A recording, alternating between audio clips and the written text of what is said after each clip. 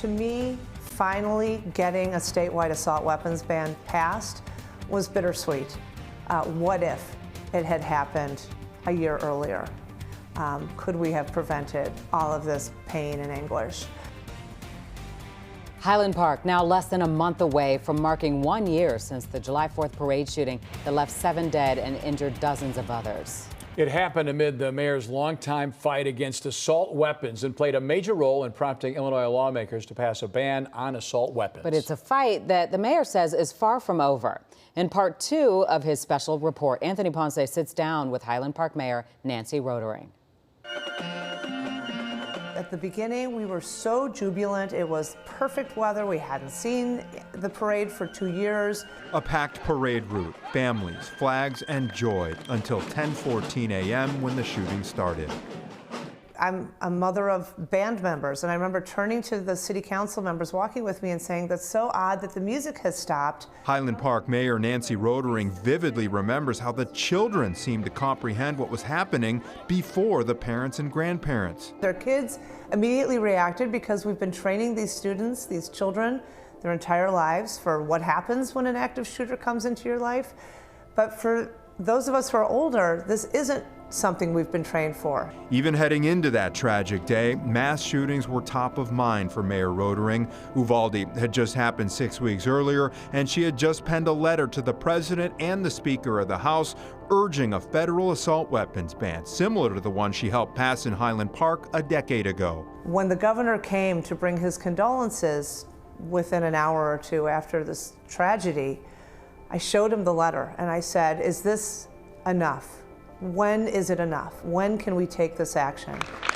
This past January, Governor Pritzker signed into law the Protect Illinois Communities Act, banning the sale and distribution of assault weapons and high-capacity magazines. So I appreciate that the state took action in January, but we need a federal ban. She points out the Giffords organization statistic that between 1994 and 2004, when a national assault weapons ban was in effect, mass shooting deaths dropped by over 70%. When we look at our peer nations, nobody else allows the public to have access to weapons of war like we do.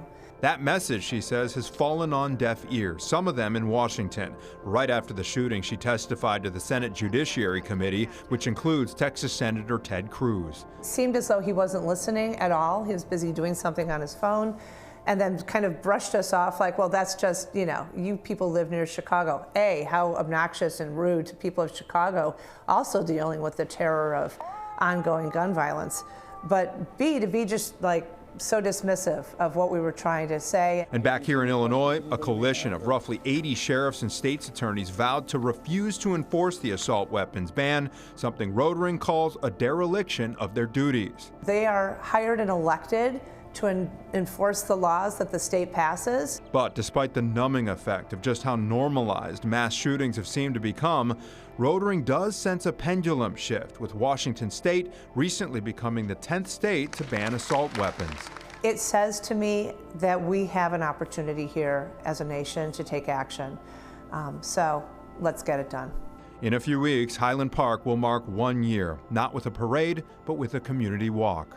To me, it felt like too jarring of a switch, that we need to transition from where we are, and reclaiming the parade route felt like a way to say, you know what, evil doesn't win, and we aren't going to let this take away the 4th of July. But this year, the parade is not appropriate. This year, community gathering and reclaiming the parade route felt appropriate. This year, we are mourning and recognizing and reflecting, but I promise you, you will always be able to celebrate the 4th of July.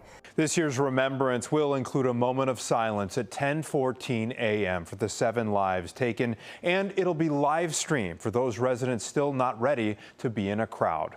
Anthony Ponce, Fox 32, Chicago.